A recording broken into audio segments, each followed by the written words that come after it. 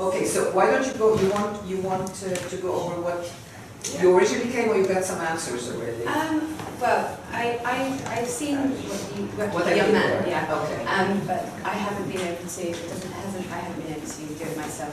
What you were saying. So I use the same fingering in the left hand, but I haven't. Do you want me to help you, or do you want to go to something I can help you? Yeah. Yes, please. If you like. Yeah. Yeah. Okay. So why don't you show them what is the what what was the problem? Yeah. So it's this.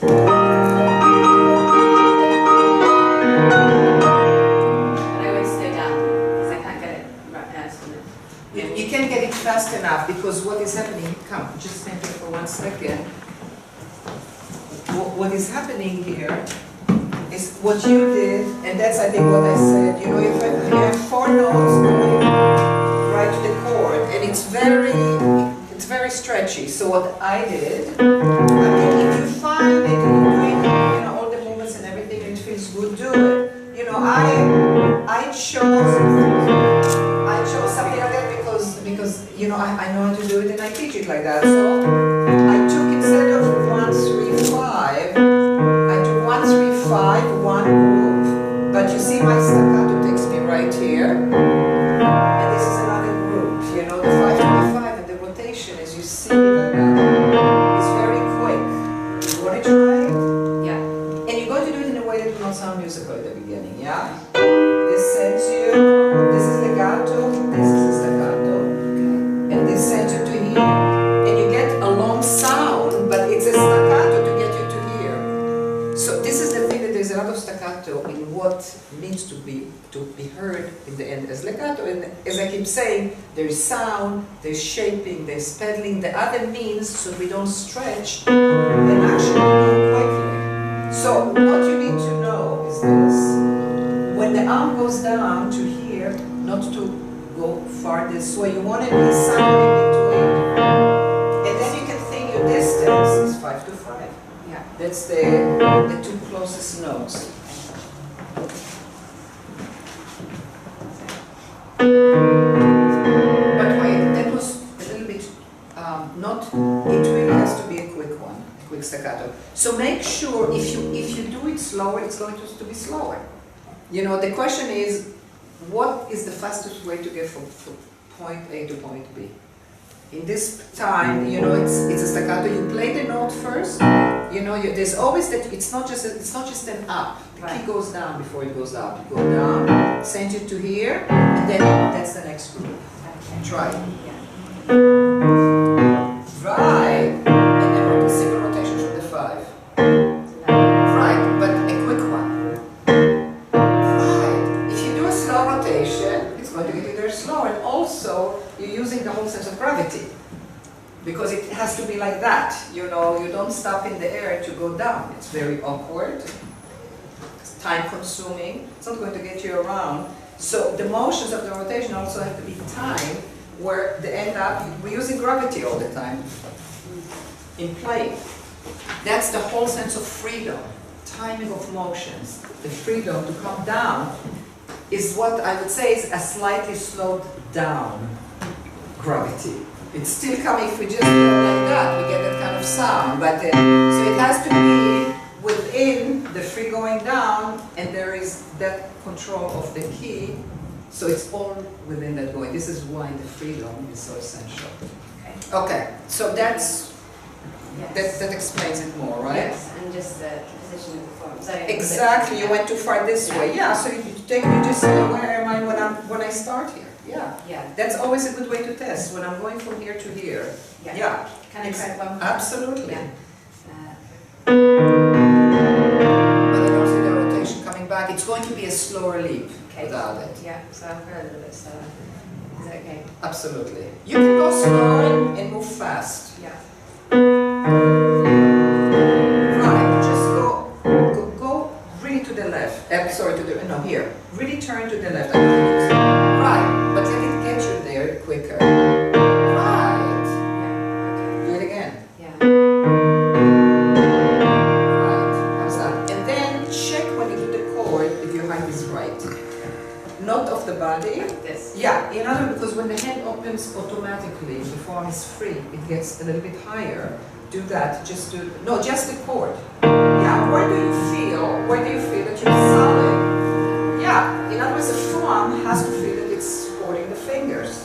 If it's too low, it's falling. You know, it's falling somewhere else where it's not needed. How's that? Yeah. Good. Very good. Thank you. Okay. What's your next question? When you were doing your talk on Friday night, you were talking about the right hand has a little bit of and I wondered if we could just look at that very quickly. Absolutely. Yeah.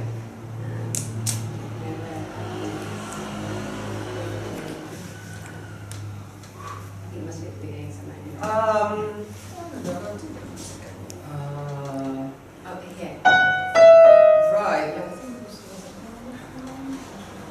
Okay. Yeah. Yeah. It comes before it does. And then, what was I know? Here, where's it? You see, it's like it's a little jewel there, right inside that. Usually it sounds like gives you a little bit of a line. And it's the kind of thing that just gives a little squeeze to the heart. Yeah. You know, I mean, those little lines give a squeeze. How do we squeeze the heart without squeezing our fingers? Right? Yes. And I think it's like there's a rotation I'm not doing or something there. Okay. Yeah.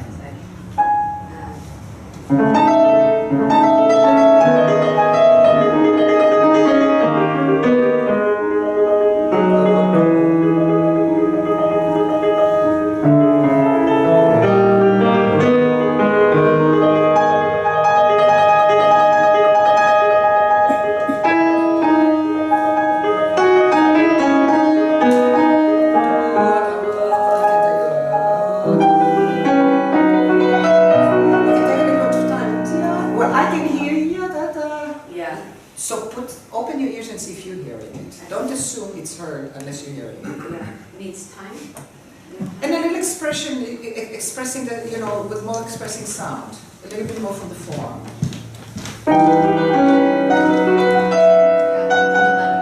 I have to hear the three notes.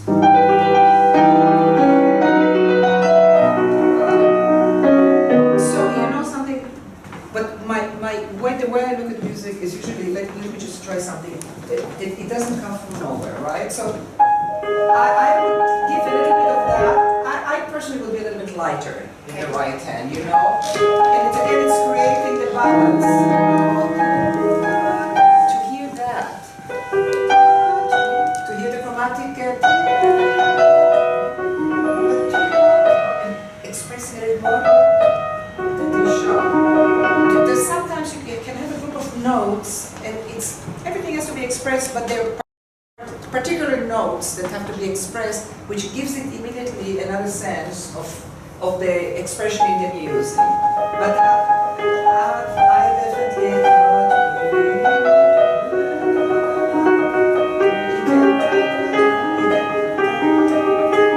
you have all kinds of inner lines you can or not bring out, but this is part of the technique, you know, to be able to bring out whatever you want. So I think that when you're doing just this and suddenly this comes out of nowhere, it doesn't make so much sense. Yes. Also physically and musically, because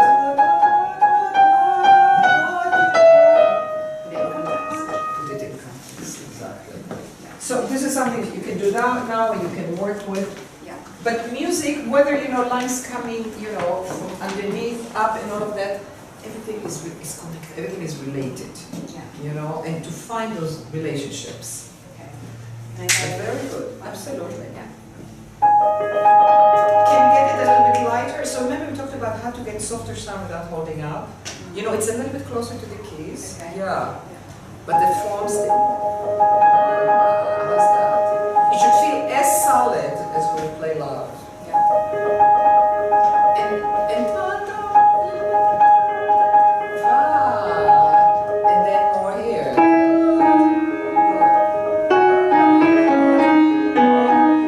And you know what also helps? When you work with rhythm, I wanted to know that rhythm, everything has a rhythm, right? Rhythm is not just that sense of rhythmicality, but when you combine the sense of how to express the beat with tone production, you know, with shaping and everything, you get double expressivity.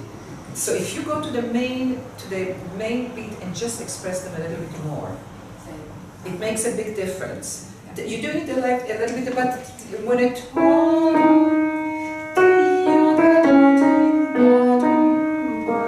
we think this is more expressive, and it is.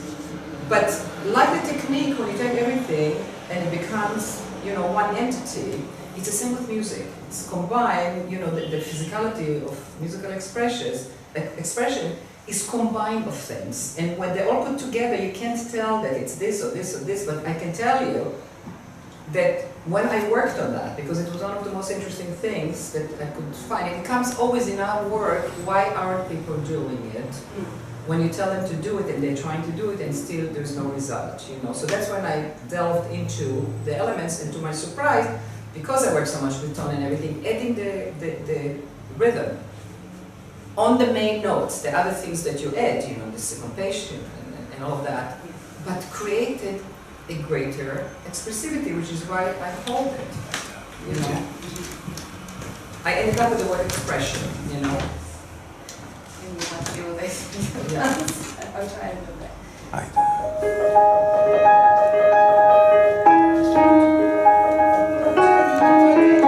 And it also adds a little bit of the swing. The music is like so that's what rhythm does. And shaping. Does that gives you more? So always look at main beats and see what happens. Sometimes it's very soft. Yeah. But it's such another, you know, an added road to how we make things more expressive. Thank you. Sure. Got time to look at something else? Darren, Yeah, tell us we the have time. time. Okay, thank you. And just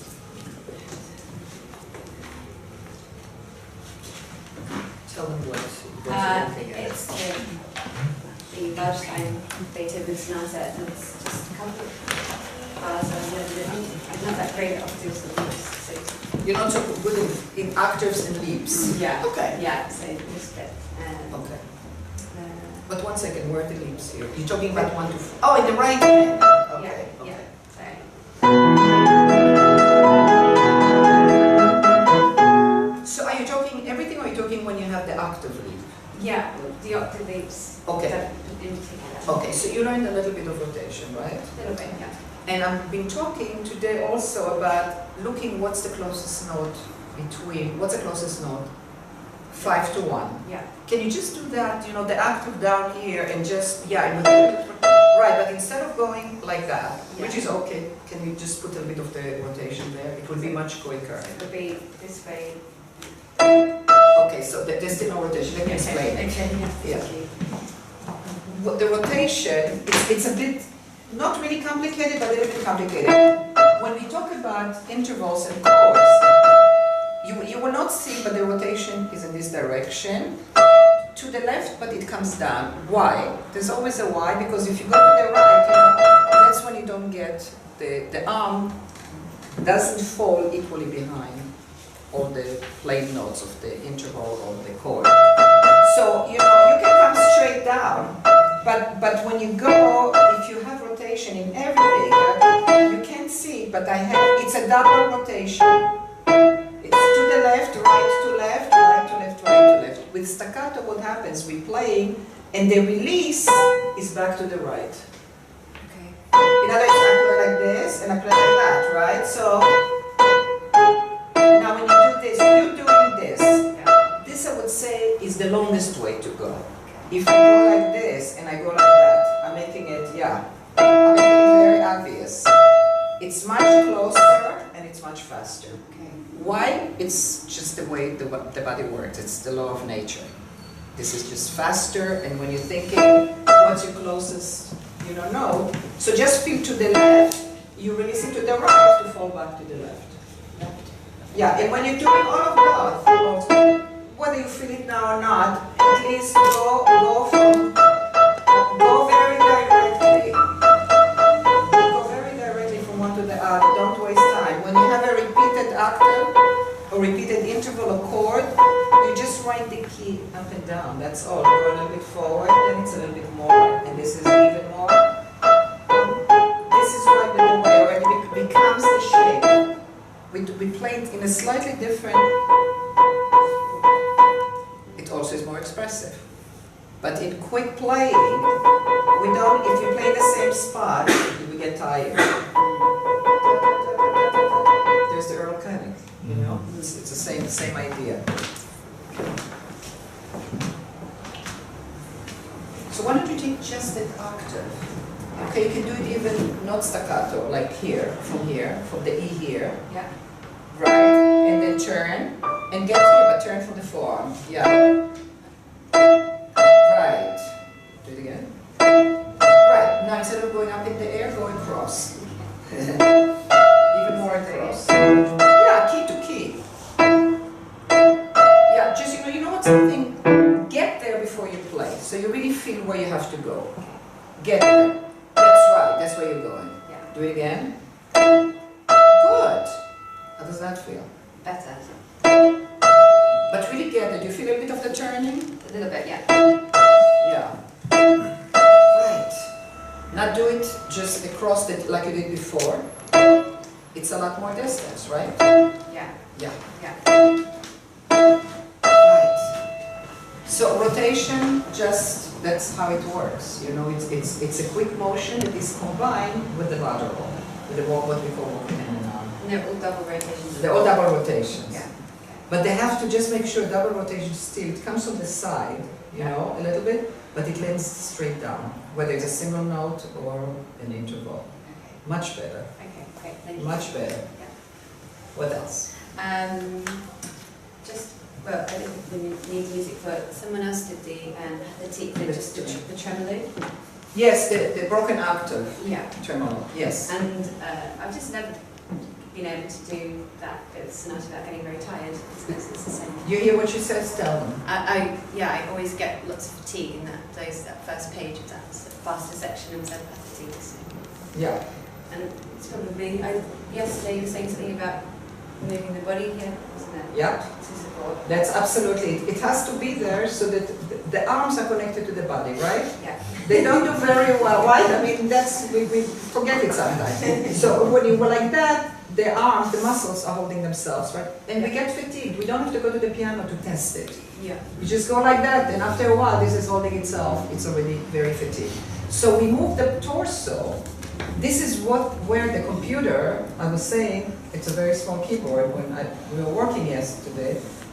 The body basically stays where it is just when it moves to the mouse over here. Very important because people twist over. Okay. When you're doing, so when you're going anywhere, you want to keep that relationship. It doesn't mean it will always be like that. Very often it's here. So if you ever were told that the arms always have to be here on the side, you can't get in front of the body. And the most important thing is this always stays connected, and the torso moves accordingly. Exactly. Yeah. So try now and see if this is better. And you stay on the keys, is that right? You can stay close to the keys. If you already worked it in, there is no stretching in the hand. Yeah. Do a light stretching. I would add one other thing. So, you know, when we do very often 1-5, because there are 3 fingers in between, they kind of die down. One of the principles of motions that we have that works so well is that when we go to any particular finger, all the remaining fingers move together. That's what it means to be lined up and to move together, right? That whatever is left behind. When we have chords, octaves or open intervals, if we are moving 1-5 and 2, 3, and 4 are resting down, it's a form of isolation. It's not as bad as the isolation of moving just from the fingers, but it gets in the way. Yeah. So don't have to make a big movement, but when you move from 1 to 5, in the preparatory motion, there's 2, 3, 4, and 5 who are turning with you. And when you're going from 5, you have 1, 2, 3, 4. So this is what it looks like. Yes. It's not going to look like anything big, but they have to fit together. If I'm like this, I feel isolated. See, these fingers are just dead. There's nothing dead in playing, by the way. All the things that we're talking about and the moving together, it's a sense of how to move with the greatest ease possible and with the best results, but it's active. It's active. So if I'm going from here to here, all those fingers are moving with it. If I'm moving this way, all the fingers, and then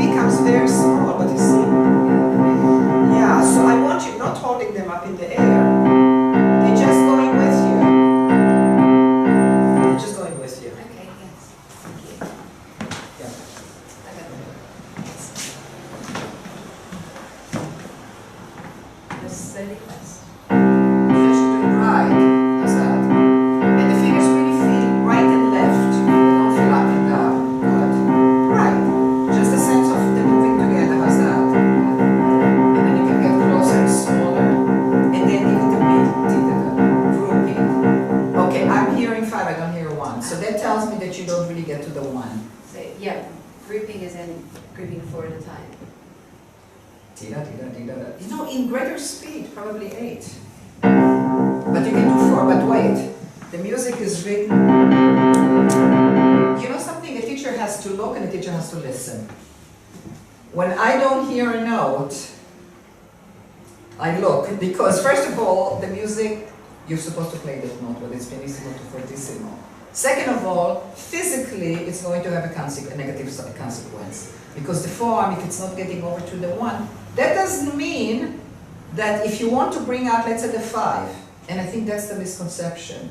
You can do, there's a way to give it a tiny bit more weight, tiny bit, but you still have to get to the, let's say if you wanted to do that. I don't think that's necessary because the beautiful texture here is a tremolo. But let's say if you did, you can bring out a sound, but it doesn't mean you don't go to the softer one. Physically, they all are played, which means you always move to that finger and everything is moving with you. Okay, so listen that you have both notes and it will feel better. It's a little bit uneven, slow it down a little bit. Equal sound. Yeah, really the feeling that the forearm is on the 5 and then it's on the 1. What's that? As soon as you start thinking of the forearm, Say it again. as soon as you start thinking about the forearm, like this part thing, this note, and this. As soon as you think about the forearm, without the forearm, Yeah. you're dead. Yeah. Then really, that's where you start, and then you make it a little bit. So you have every finger that plays has to have the forearm behind it. Yes.